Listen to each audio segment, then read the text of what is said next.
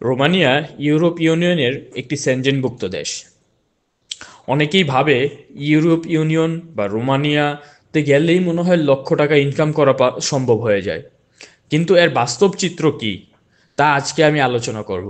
কত টাকা বেতন পাবেন, খরচ কেমন হবে, কতটুকুই বা আপনি সঞ্চয় করতে পারবেন, পরিবারের কাছে পাঠাতে পারবেন, তা নিয়ে বিস্তারিত আলোচনা করব। আজকের ভিডিওতে আমি আপনাদেরকে জানাবো রোমানিয়ার বেতন কেমন, খরচ কেমন হয় ও বাস্তব অভিজ্ঞতা জানাবো, যা কেউ আপনাকে আগে কখনো বলেনি। ভিডিওটি শেষ পর্যন্ত দেখুন, যা আপনার অনেক উপকার হবে। সর্বপ্রথম হচ্ছে রোমানিয়ার বর্তমানে বেতন অবস্থা কেমন। আমরা যদি রোমানিয়ার বর্তমান বেতন অবস্থা নিয়ে আলোচনা করি, যেহেতু এখন ইউরোপ ইউনিয়নের একটি দেশ হয়ে গিয়েছে, সেক্ষেত্রে রোমানিয়ার ন্যূনতম বেতন হলো 700 ইউরো, যা প্রায় 85,000 টাকার মতো হয়ে থাকে বাংলা টাকায়। আর গড় অ্যাভারেজ মাসিক আয় যদি আমরা হিসাব করি, তাহলে 800 থেকে 1500 ইউরো পর্যন্ত হয়ে থাকে। ন্যূনতম বেতন হচ্ছে 700 ইউরো বা 85,000 টাকা, আর মাসিক গড় অ্যাভারেজ স্যালারি হলো 1500 ইউরো, 800 থেকে 1500 ইউরো পর্যন্ত হয়ে থাকে। আর যারা ওভারটাইম করছে তাদের ইনকাম 1000 থেকে 2000 ইউরো পর্যন্ত হয়ে থাকে।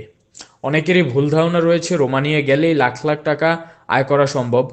বাস্তবতা হলো আপনার চাকরির ধরন, দক্ষতা, ভাষা জ্ঞান ও কোম্পানির উপর নির্ভর করে আপনার বেতন নির্ধারিত হয়।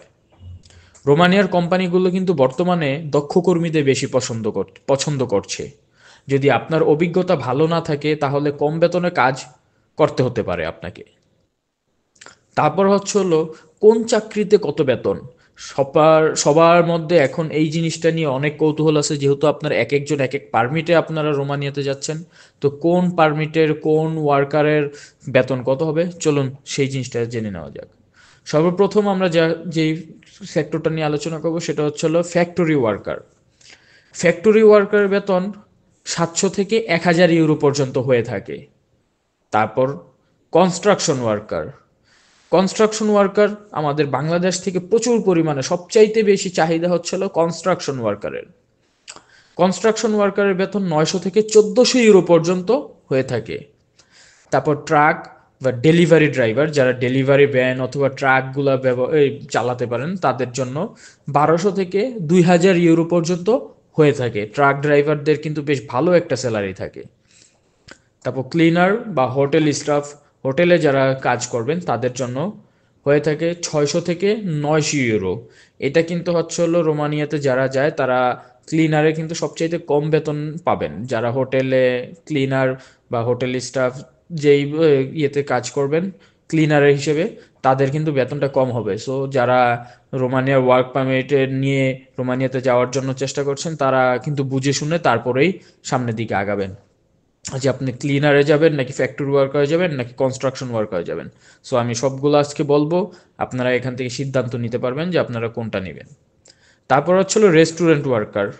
যারা রেস্টুরেন্টে যাবেন তাদের জন্য, রেস্টুরেন্ট ওয়ার্কার বলতে আমি বুঝাতে চাচ্ছি যারা রেস্টুরেন্টে যেমন যারা খাবার পরিবেশন করছে, তারপর হলো খাবার হেল্পার হিসেবে কাজ করছে, তাদের কিচেন স্টাফ অথবা ওয়েটার, তাদের কথা আমি বলছি। তাদের বেতন হয়ে থাকে 800 থেকে 1200 ইউরো পর্যন্ত।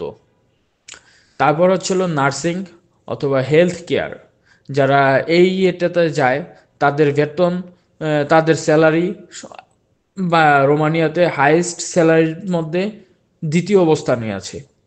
তাদের মধ্যে সবচাইতে বেশি স্যালারি পাচ্ছে হলো নার্সিং। নার্সিং বা হেলথ কেয়ার লাইনে যারা আছেন তারা তারা 1200 থেকে 2500 ইউরো পর্যন্ত পেয়ে থাকে। এবার আসি হলো সবচাইতে বেশি হাই স্কেলের বেতন হলো আইটি ও টেকনোলজি সেক্টরে, ইঞ্জিনিয়ারিংয়ে যারা আছে তারা 2000 থেকে 5000 ইউরো পর্যন্ত তাদের স্যালারি হয়ে থাকে। এটা কিন্তু হিউজ একটা অ্যামাউন্ট। আর এর জন্য কিন্তু আপনাকে অবশ্যই ওই স্কিলড হতে হবে, আপনাকে ওই লেভেলের জ্ঞান অর্জন করে তারপরেই আপনাকে এই চাকরিগুলো খুঁজতে হবে। কিভাবে বেশি বেতন পাওয়া সম্ভব, চলুন জেনে নেওয়া যাক। যদি আপনি রোমানিয়ার ভাষা জানেন তাহলে বেতন বেশি পাবেন। যারা দক্ষ তারা বেতন বেশি পায়। তারপর বড় কোম্পানিতে কাজ করলে বেতন ও সুযোগ সুবিধা ভালো পাওয়া যায়।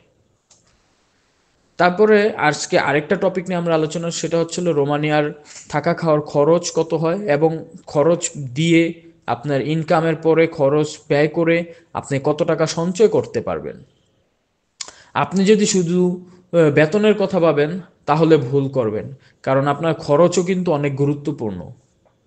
সর্বপ্রথম খরচের তালিকায় হচ্ছে আমাদের বাসা ভাড়া, অ্যাকোমোডেশন কস্ট।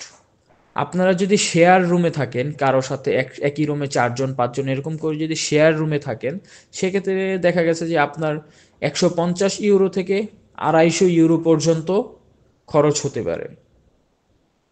তারপর যারা একক রুমে একটা সিঙ্গেল রুম নিয়ে থাকতে চান, তাদের খরচ হতে পারে 250 থেকে 400 ইউরো পর্যন্ত।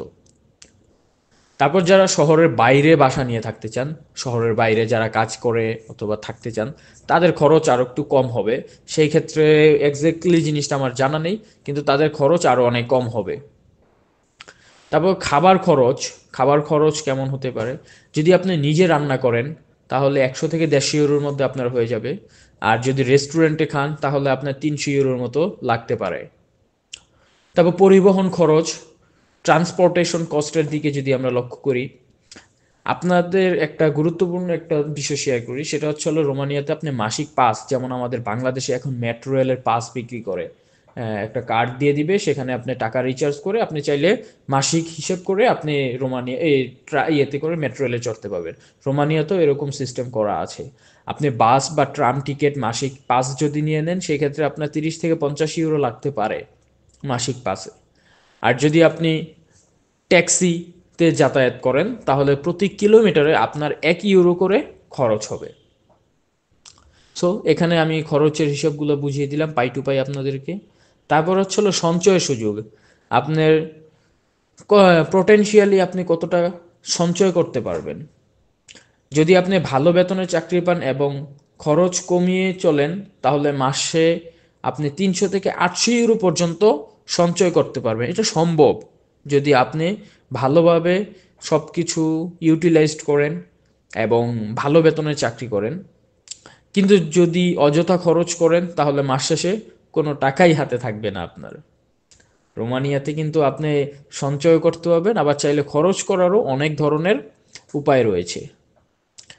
তারপর হচ্ছে হলো বেশি বেতন পাওয়ার উপায়, আরেকটা উপায়, সেটা হচ্ছে হলো আমি বলেছি এর আগে, ভাষা শিখতে হবে। যারা রোমানিয়ার ভাষা জানে তারা বেশি বেতন পায় এবং ভালো কোম্পানিতে কাজের সুযোগ পায়।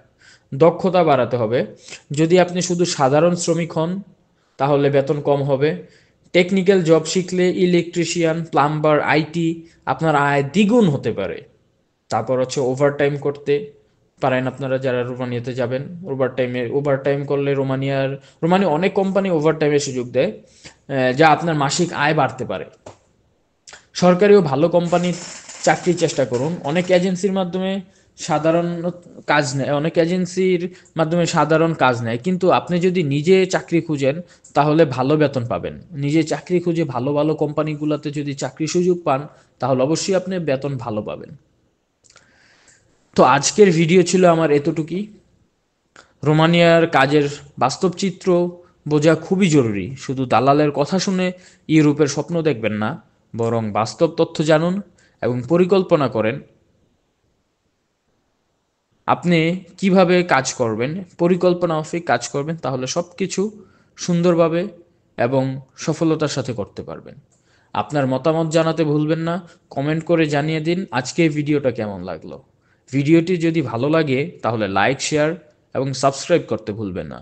আসসালামু আলাইকুম, সবাই ভালো থাকবেন।